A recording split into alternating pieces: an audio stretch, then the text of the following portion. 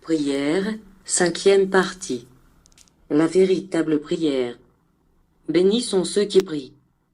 Plus leur prière est spirituelle, plus grande est la paix que Jésus leur fait ressentir.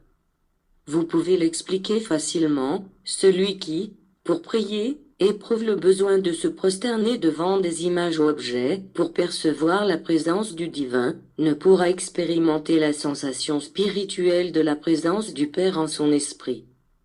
Bienheureux ceux qui croient sans voir, disait Jésus en ce temps-là et, parce que celui qui ferme ses yeux aux choses du monde, les ouvre au spirituel, et celui qui a foi en la présence spirituelle de Jésus, doit la sentir et en jouir. Jusqu'à quand cette humanité privera-t-elle son esprit du délice de sentir Dieu en son esprit, par le biais de la prière directe ou, en d'autres termes, par le biais de la prière d'esprit à esprit? Jusqu'à ce que la lumière divine illumine la vie des hommes, qu'ils connaissent la vérité et comprennent leurs erreurs. Ceci est le temps pour prier et méditer, mais avec une prière libre de fanatisme et d'idolâtrie et accompagnée de méditation sereine et profonde de la divine parole. Toutes les heures et tous les endroits peuvent être propices, la prière et la méditation. Jamais, dans ses enseignements, Jésus ne vous dit qu'il existe des lieux ou moments destinés à prier, votre esprit étant plus grand que le monde que vous habitez. Pourquoi se limiter en images et en si temps réduit, alors que Dieu est infini? La plus grande raison de la pauvreté spirituelle des hommes et de ces vicissitudes terrestres est la forme imparfaite de prier. Pour cela, je vous dis qu'il est indispensable que cette connaissance parvienne à toute l'humanité. Vous ne priez pas toujours avec la même préparation, ce qui entraîne que vous n'expérimentiez pas toujours la même paix ou la même inspiration. Il y a des moments où vous réussirez à trouver l'inspiration et à élever votre pensée, et en d'autres occasions, vous serez complètement indifférent.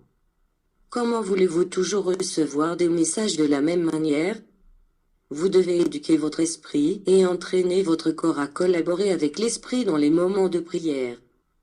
L'esprit est toujours disposé à communiquer avec son Créateur, mais il requiert la bonne disposition de la matière afin de pouvoir s'élever et se libérer, en ces instants, de tout ce qui l'entoure dans sa vie terrestre. Efforcez-vous pour parvenir à la véritable prière, parce que celui qui sait prier porte en lui la clé de la paix, de la santé, de l'espoir, de la force spirituelle et de la vie éternelle. Le bouclier invisible de la loi divine le protégera des dangers, livrera sur ses lèvres une épée invisible pour défaire tous les adversaires qui se dressent sur son chemin. Un phare de lumière illuminera sa route au milieu des tempêtes. Il aura à sa portée un prodige constant chaque fois que nécessaire, tant pour lui-même que dans l'intérêt de ses frères.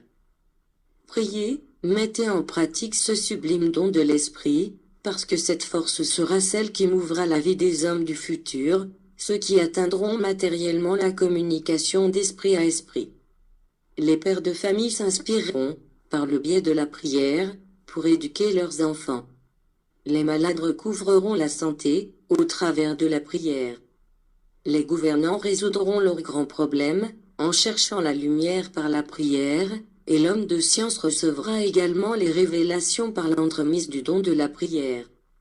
Au cours du second temps, les apôtres de Jésus lui demandèrent comment ils devaient prier, il leur enseignait la prière parfaite, celle que vous autres appelez le « Notre Père ».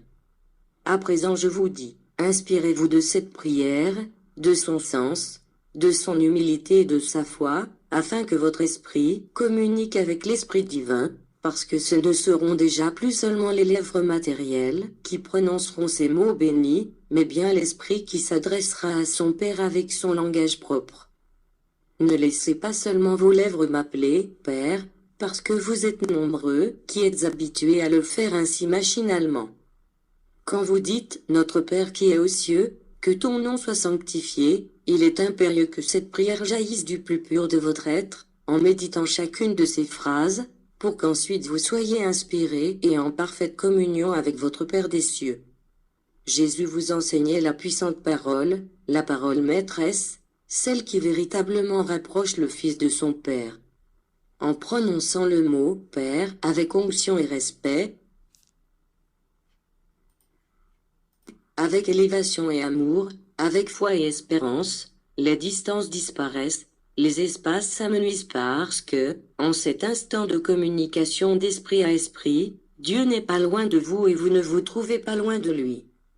Priez ainsi et, en votre esprit, vous recevrez à pleine main le bénéfice de l'amour du Père. Dieu te bénisse.